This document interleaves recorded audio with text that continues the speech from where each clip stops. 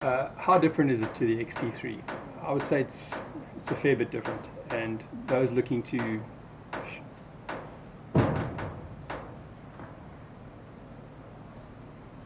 so how different is this to the XT3? So how different is this to the XT3?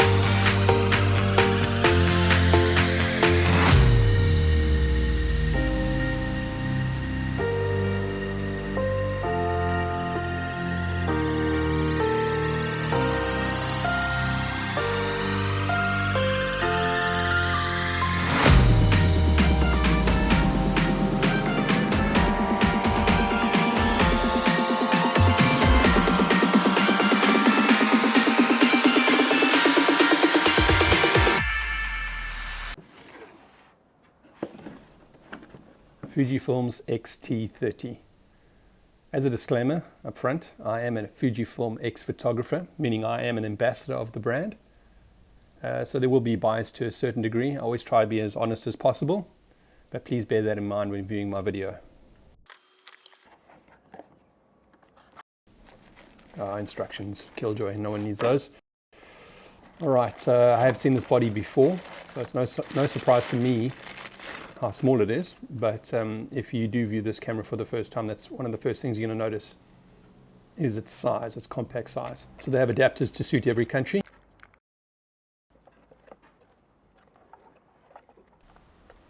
All right, I've noticed the trend now that they're no longer packing standalone chargers into boxes anymore. They're using USB charging. At some level this is handy. You can imagine using a portable battery pack to charge your camera with the USB cable, USB Type-C. So the question is, how different is this camera to its senior bodies? Who does this camera suit? And what are you losing not paying that extra sort of $500 and $600? You know, sort of 8,000, 9,000 Rand in difference in price between the XT3 and the XT30. The reality is if someone was to say to me, John, we need you to do this, go get this shot, go do this, I could quite happily take this camera and get the same shot as I would on the XT3. It's the ease of getting that shot is the difference between the two bodies. It's the functionality of the camera that is the difference between these two bodies. This is an enjoyable camera to use. Is it an XT3? It's absolutely not an XT3. The first thing you'll notice about this camera is that it's incredibly small. And it's amazing what they've been able to achieve to get similar specs image quality wise as you would find on the senior bodies, on the bigger bodies, the XT3, and cram it all into this unit. Obviously there are compromises made when that happens. The XT30 features the same sensor found in the XT3, which is the Extron CMOS 4 sensor, 26.1 million pixels. And because it shares the same sensor, a lot of the features found in the XT3 are also found in the XT30. Autofocus has been greatly improved by expanding the phase detect autofocus points, as well as including face and eye detection as found on the XT3. Per usual, the new XT30 also includes the new Eterno film profile. A welcome addition in shutter priority or manual mode is the ability to extend your shutter to 15 minutes without having to go into bulb. The maximum shutter speed on the XT30 is 4,000th, where it is 8,000th on the XT3. However, the ability to shoot in electronic mode up to 32,000th of a second. Only a slight change on the burst rate, with the mechanical shutter firing at 8 frames a second. Maximum on the XT3 was 11, which I don't think is a significant difference in my opinion, and the ability to shoot up to 30 frames per second with a 1.25 crop and a maximum of 20 frames per second without the crop, both in electronic mode. The XT30 features a 2.5mm microphone jack. This is not everyone's preference. However, a simple adapter could correct that, converting a 2.5 to a 3.5. The USB Type-C port is a multi-port. and can act as both a headphone jack as well as a power supply. And apparently an adapter is available that can do both at the same time, which is pretty handy for those doing video and static work where they would want to power the camera up externally at the same time monitor sound. The top plate remains similar to those middle of the range bodies previous to the XT30. You have a drive dial, you have a shutter dial, you have an auto switch as well as exposure compensation and your power button, which is below your shutter release.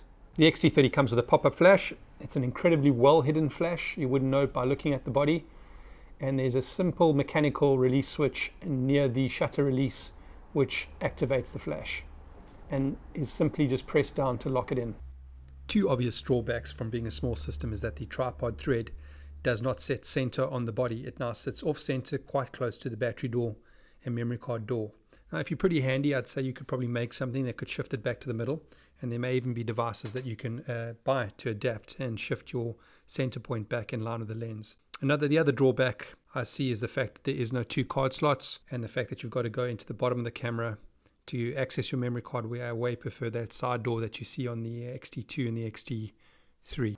I personally think Fujifilm's prime lenses, the f2s, are better suited for this camera. I think that just from the size of the camera, but in relation to how the lens is balanced to the body, I think that those are best suited.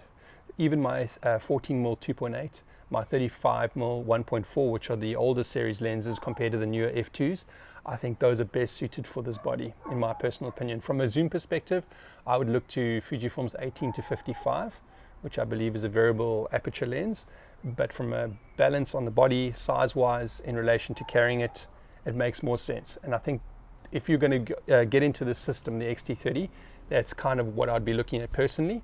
I think like your 10-24s, your big 16-55, your 8-16s, your larger 50-140, and even longer, the 100-400, can work perfectly on this body. There's no reason why they wouldn't, but it's not going to be a well-balanced system. And I think the purpose of owning something like this is that it's discreet. It's going to be a great street photography camera. It's unobtrusive. It can fit into small bags, and I think choosing the right lens system to go with it, but still maintaining that high quality, is the way to go. So I went out on the streets with this camera. Again, didn't have a whole lot of time with it, but I managed to put it through its paces. I actually deliberately put it into quite high contrast areas. I just wanted to see how accurate the claim was that they use the same processor and the same sensor as the XT3, and how it performs in relation to the XT3 or even the XT2. And I must admit, I was very impressed. It looks to be pretty much identical. So the claims of quality being the same, I think, are 100%. The drive dial on the top is kind of similar to what you'd find on the old systems, where your aperture priority and your shutter priority and all that were on a swinging dial on the top of the camera. A lot of the SLRs were like that.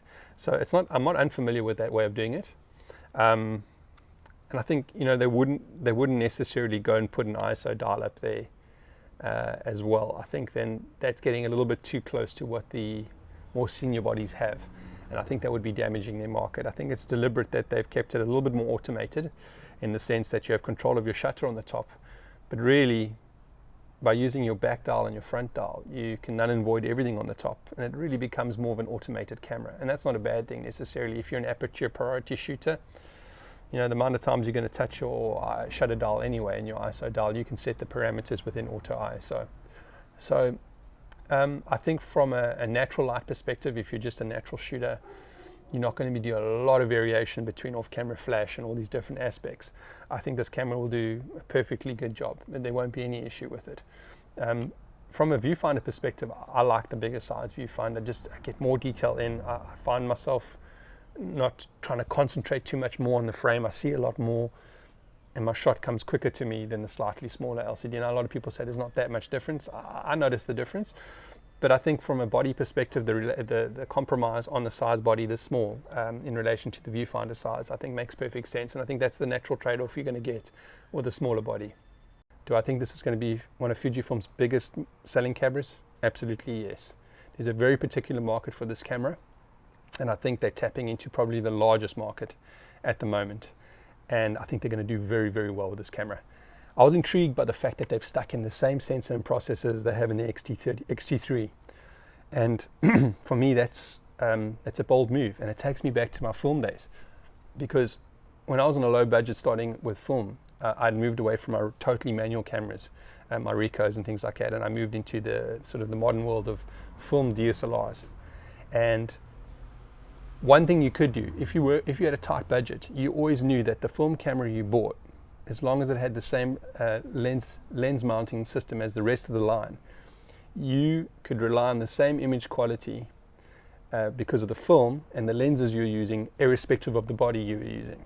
So you could buy the cheapest film camera in a particular brand and the most expensive, and instead of putting your money into the body with the higher number of specs and features, you put that money into your lenses, and that's where you got your value. So I could go around with a cheaper body, get the same photos if I knew how to use it properly as someone with a senior body. So the difference in cost, the difference in the two cameras, or the bigger system to this system here, is the fact that the XT3 and the XT2 and the X Pro lineup is going to give you more features in this camera. Now the question is, how many of those features do you need? Now for the vast majority of people out there, I don't think they need them, and this is where this camera is aimed at.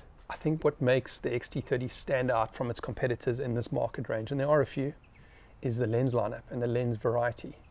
I think that's the appeal, especially from a photographer point of view. Obviously there's really good features in video, which I'm not necessarily addressing in this video, but from a photography point of view, your access to Fuji's lineup of lenses is going to set this camera apart from its competitors.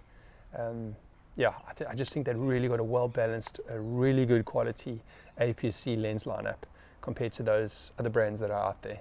The XT30 features 4K video recording at 30 frames per second, not 60 as found on the XT3. It has shortened video clips in comparison to the XT3. At full HD, it records 15-minute clips as opposed to 30 minutes, and 4K 10-minute clips as opposed to 30 minutes. It does, however, also offer the F-Log 10-bit video recorded externally to a drive through the HDMI port. I thank you guys for your time. I thank you for watching through my videos. I hope they have some benefit to those of you interested in the camera, and please subscribe, hit those like buttons, and just by subscribing, and I've seen the subscribers going up, it gives me the confidence and the drive to continue making some videos for you guys. So take care, God bless, chat soon. Okay, stop the barking.